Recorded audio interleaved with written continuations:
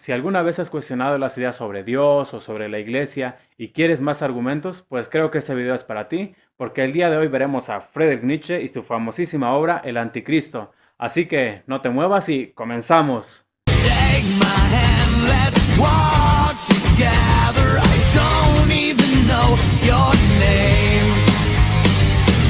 Watch. Friedrich Nietzsche decía que el pastor protestante es el abuelo de la filosofía alemana y que el protestantismo era su pecado original. Veía al cristianismo como la causa de la decadencia. Decía que el cristiano se niega a la felicidad aquí en la tierra, que es miserable, es pobre, es débil, para soportar la vida como quiera que se le presente, que el cristianismo encarna la defensa de los débiles y que había echado a perder la razón inherente de las mentes más potentes, enseñándoles a sentir los más altos grados de espiritualidad como algo malo, como tentación o como pecado. Expresaba que el ejemplo más deplorable era la ruina de Pascal, quien decía que su razón estaba corrompida por el pecado original, cuando en realidad estaba corrompida por el cristianismo. A pesar de esto, Nietzsche admiraba a Pascal, de quien llegó a decir que era el único cristiano lógico. Este muchacho me llena de orgullo.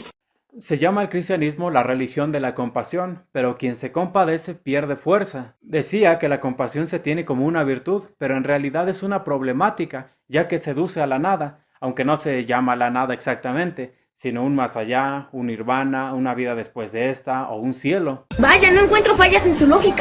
También se opuso a los teólogos de su tiempo. Él decía: yo combato a todo aquel que tiene instinto de teólogo. Toda aquella persona que por sus venas corra sangre de teólogo, adopta una actitud torcida ante las cosas. No me parece que este chico sea muy listo. Los teólogos decían que ninguna óptica, ninguna forma de ver las cosas diferente a como ellos la percibían era correcta, tras haber hecho la suya propia como sacrosanta, con los conceptos de Dios, de bienaventuranza.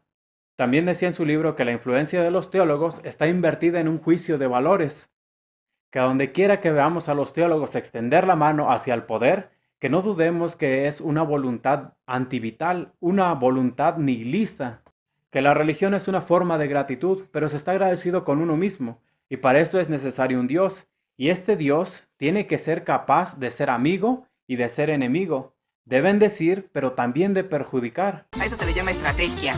Que por fuerza cambia también un Dios, aconseja la paz del alma, el amor hacia el amigo y hacia el enemigo también, que no existe para los dioses otra alternativa. O son la voluntad de poder y van a ser dioses de pueblos, o son la impotencia de poder y necesariamente tienen que volverse buenos. No puedo argumentar nada ante esa lógica. Esto haciendo referencia al Dios del Antiguo Testamento y del Nuevo Testamento, que para el cristianismo es uno. Sin embargo, las personas ven al Dios del Antiguo Testamento como un Dios malo, un Dios que manda a matar, un Dios que manda a hacer guerras, y en el Nuevo Testamento un Dios totalmente contrario, que es el Dios de Jesucristo, un Dios de amor. No manches, ¿cómo van a ser las mismas? Aquí se mantiene el afecto a un Dios, a un ser todopoderoso, y esto por medio de la oración. Aquí, refiriéndose a la iglesia, se desprecia el cuerpo y se desprecia la higiene. Es más, la iglesia hasta se opone al aseo. Supuestamente lo que se menciona es que después de la expulsión de los moros, una de las primeras medidas que habían tomado los cristianos era clausurar los baños públicos. ¡Puta, qué asco! Los sacerdotes judíos no se detuvieron en el falseamiento de la concepción de Dios y de la moral. La historia de Israel les era totalmente contraria y tenían que abolirla. Maravillosa jugada. Por lo tanto, hicieron un estúpido mecanismo de salvación basado en el castigo de Yahvé a los que le desobedecen y una bendición a los que lo obedecen. ¡Ay, qué miedo! ¡Yo me voy! Que todo esto había sido secundado por la filosofía en donde corría la mentira del bien moral. Y ahora, Dorothy tiene una pregunta. Si te refieres a la pregunta de qué es el orden moral, ¡Ay! ¡Qué buena pregunta, Dorothy! significa que hay una voluntad de Dios con respecto a lo que se debe hacer y a lo que no se debe hacer, y que el grado de obediencia determina el valor para el hombre y para los pueblos, por lo cual decía que el sacerdote abusa del nombre de Dios. Niéguemelo. Se postula que la voluntad de Dios debe ser conocida y por tanto es necesario una revelación, y para esto, dice él, se hizo un fraude literario. Se descubren las sagradas escrituras, de donde todos debían conocerlas para saber lo que estaba bien y lo que estaba mal, y que todos deberían cumplirlas. La desobediencia a Dios, a la ley o a los sacerdotes se concibe con el nombre de pecado, y el medio para ser perdonado es a través del sacerdote. Por tanto, esto hace que la gente se mantenga sumisa al sacerdote. Maravillosa jugada. ¿Y qué es lo que se creía? Que solamente el sacerdote redime. Por tanto, el sacerdote tiene necesidad de que se peque, vive de los pecados de los demás. Él veía a Jesucristo como un anarquista de su tiempo, como una persona que iba en contra de las ideas ya establecidas, en un no creer en personas superiores, en este caso a los sacerdotes, y esto le llevó a parar en la cruz. Él decía, la prueba de ello era la inscripción arriba de esta cruz, en donde decía él que murió por su culpa. Falta motivo para creer que murió por culpa de todos los demás. Este portador de la buena nueva, refiriéndose a Jesús, había muerto como había predicado, como había enseñado, no para redimir a los demás, sino para enseñarles cómo es que se debe vivir. Es un héroe, Leucán, aunque aún no lo sepa. Este era un hombre que no defiende sus derechos, no se resiste, ruega por los demás, ora por ellos, no odia al malo, sino que lo ama. ¡Qué agradable sujeto! La fatalidad del cristianismo reside en el hecho de que su credo tenía que volverse tan enfermo, tan débil y tan vulgar, así como las necesidades a las que estaba llamado a satisfacer. Las palabras que él expresa son, y este es el punto de partida de mi asco. Ya no soportamos que el sacerdote pronuncie la palabra verdad. El sacerdote, el teólogo, el papa, todos mienten, aunque ya no como antes, sin embargo lo siguen haciendo. Que el libre albedrío y el orden moral son una mentira. El sacerdote está desenmascarado como el parásito más deplorable, como la araña venenosa de la vida. Todo lo que hacen es de valor anticristiano, y no les da vergüenza llamarse cristianos. ¿Qué no te da vergüenza? Sí. Entonces, me la aguanto. La palabra cristiano es un malentendido. No hubo más que un solo cristiano, y fue el que murió crucificado. Lo que se tiene que vivir no es una fe, sino un hacer, y sobre todo un no hacer muchas cosas, un ser diferente. La muerte de Jesús planteó a sus discípulos la interrogante de ¿quién fue este hombre? ¿Qué significó este acontecimiento? ¿Quién le dio muerte? ¿Quién fue su enemigo natural? ¡Uf! ¡Qué buena pregunta, me! Con su muerte, Jesús no se propuso otra cosa más que dar a conocer la firme convicción de su doctrina. Sin embargo, sus discípulos lo malentendieron. Creo que no estás entendiendo el mensaje. Dios inmoló a su Hijo para el perdón de los pecados, el justo por todos los pecadores. Menciona en su libro que el apóstol Pablo había falseado la historia de Israel, presentándola como un antecedente de su propio acto, como si las escrituras hubieran hablado de Jesucristo, y lo presentó como un Jesucristo resucitado, y de esta manera hizo referencia a las profecías del Antiguo Testamento. Maravillosa jugada. Pequeñas personas mojigatas, como lo decía él, se pusieron a usurpar los conceptos de Dios, de luz, verdad, sabiduría y todo esto como sinónimos para apartarse del mundo. En el capítulo 45, Nietzsche dice que va a presentar algunas cosas que estas personas habían metido en la cabeza y que habían puesto en boca de su maestro. Sin embargo, pues no pienso tocar este punto aquí. Espero que ustedes vayan al libro y que ustedes mismos lo lean. Decía que cuando se lee el Nuevo Testamento es necesario ponerse guantes, porque la impureza de lo que se encuentra ahí escrito hace que un acto como este sea necesario. Decía que ni siquiera era necesario buscar argumentos en contra del Antiguo Testamento. Decía que unos pasajes con otros no huelen bien, se contradicen. Y decía, en vano he buscado en todo el Antiguo Testamento, no he encontrado nada bueno ahí. Y cualquier libro que se lea después de leer el Nuevo Testamento o el Antiguo Testamento va a sonar como un libro limpio. Y llega a la moraleja.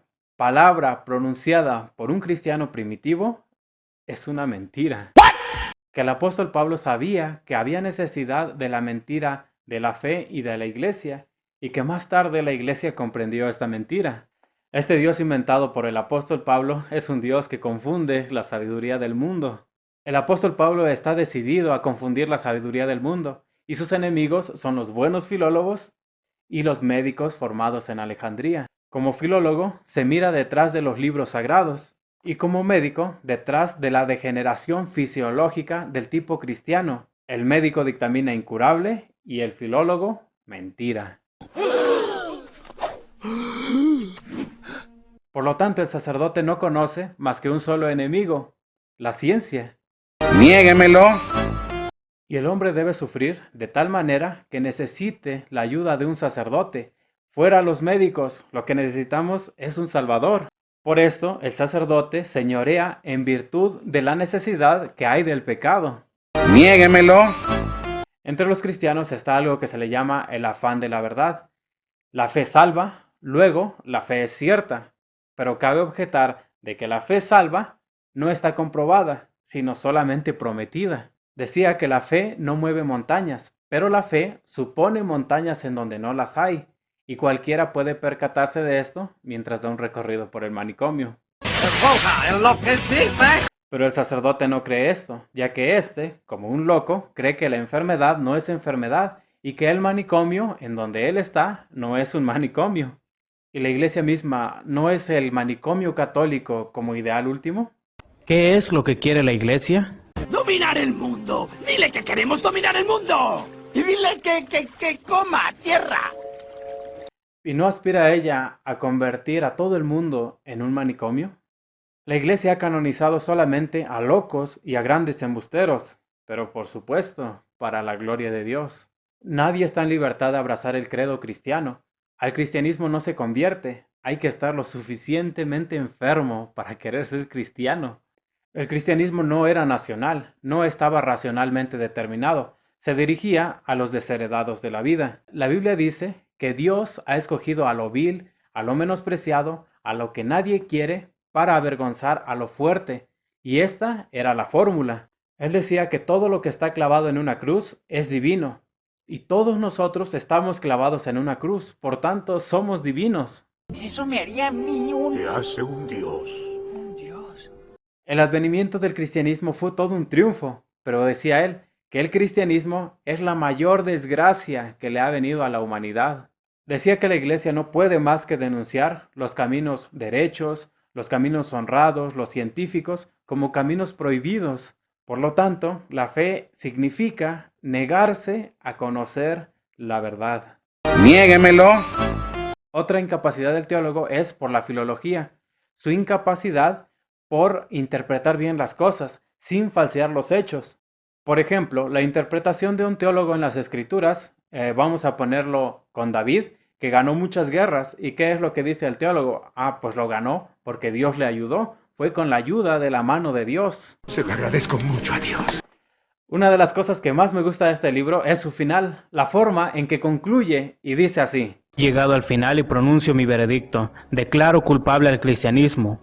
Formulo contra la iglesia cristiana la acusación más terrible que ha sido formulada jamás por acusador alguno. Se me aparece como la corrupción más grande que pueda concebirse. Ha optado por la máxima corrupción de la que se es posible.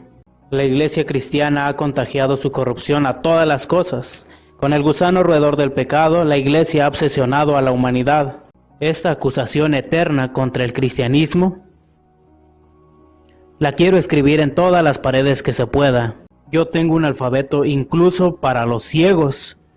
Llamo al cristiano la gran maldición, la gran corrupción soterrada, el gran instinto de la venganza para el cual no hay ningún medio bastante pérfido, furtivo, subrepticio y mezquino. Le llamo, en resumen, el borrón inmortal de la humanidad. Pues bueno, mi gente, hasta aquí con este video. Espero que les haya gustado y sobre todo que les haya inspirado a ir a la fuente, a ir a leer ese libro que estoy seguro les va a encantar. Así que nos vemos hasta la próxima.